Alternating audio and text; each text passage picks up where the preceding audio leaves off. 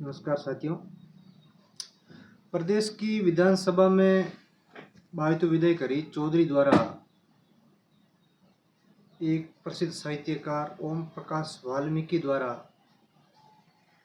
लिखित एक कविता का कुछ वर्णन किया था। तो उसके बाद में वो मामला अभी तक ठंडा नहीं हुआ है, लगातार तूल पकड़ता जा रहा है। और जितने भी राजपूत कौम के जितने भी नेता थे वो इस कविता का विरोध कर रहे हैं जो हरीश चौधरी द्वारा कही गई है। तो कविता कुछ इस प्रकार थी जो हरीश चौधरी ने विधानसभा में पेश की थी। मैं आपको बताता हूँ जो कविता का जिक्र किया था वो कविता ये थी कि हमारा कुछ नहीं सब कुछ ठाकुर का है, चूल्हा मिट्टी का, मिट्टी तालाब की और तालाब ठाकुर का, भूख रोटी की, रोटी बाजरे की, बाजरा खेत का और खेत ठाकुर का, बेल ठाकुर का, हल ठाकुर का, हल की मूठ पर हथेली अपनी, फसल ठाकुर की, कुआं ठाकुर का, फसल ठाकुर की, खेत खलियान ठाकुर के।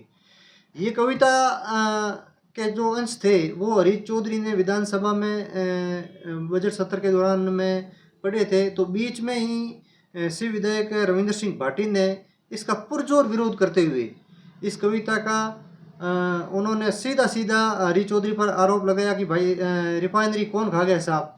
ये सुनते ही हरीश चौधरी आग बबूला हो गए और उन्होंने खुले रूप से ये कह दिया कि जो आपसे हो वो कर लेना, ये जो आवाज़ है ये मज़दूर की है, ये आवाज़ पिछड़ों की है, ये आवाज़ मज़दूर की है। तो इसके बाद में आपको बताता चलूँ कि फिर रविंद्र सिंह भाटी ने विधानसभा में इसका जवाब भी दिया और वो जवाब कुछ इस प्रकार था। उन्होंने कहा था कि भाई साहब ये पूरी रिफाइनरी थी, ये रिफाइनरी पूरी ये खा गए। मैं कहना चाहूँगा कि ये महल, ये किले शौर्य, अर्पण, तर्पण और समर्पण के प्रतीक हैं।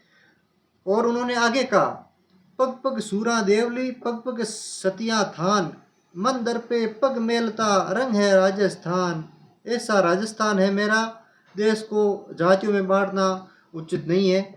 तो इसके बाद में कल जैसलमेर के विधायक थे छोटू सिंह जी, उन्होंने भी इस पर सवाल उठाया। और इसके बाद में जयपुर सिविल लाइन से और पूर्ववर्ती का राजस्थान में जो कांग्रेस सरकार थी उसमें मंत्री रहे प्रताप सिंह खाचरियावास, उन्होंने भी वीडियो जारी करके इसका पुरजोर विरोध किया। और आज राजपूत करणी सेना की शीला शेखावत ने खुलेआम हरीश चौधरी को धमकी दी और बोला कि हम आपको ऐसा पटकेंगे कि माफ़ी मांगते हमारे पास आओगे।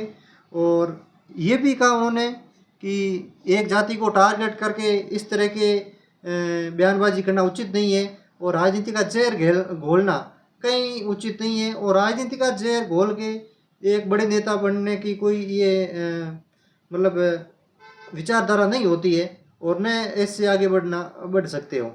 जिस तरह से गोविंद सिंह डोटासरा लगातार राजेंद्र राठौड़ पर हमला करके आगे बढ़े हैं, तो हरीश चौधरी भी ये चाह रहे हैं कि हम क्यों न राजपूत नेताओं या राजपूत कौम पर कुछ ऐसा बोलकर एक बड़े नेता की भूमिका बना सकते हैं। तो ये जो बात थी, अब ये मामला सोशल मीडिया पर भी और पूरे प्रदेश में आग की तरह फैल गया है और ये रुकने का नाम नहीं ले रहा है। अब आगे देखते हैं कि होता है क्या।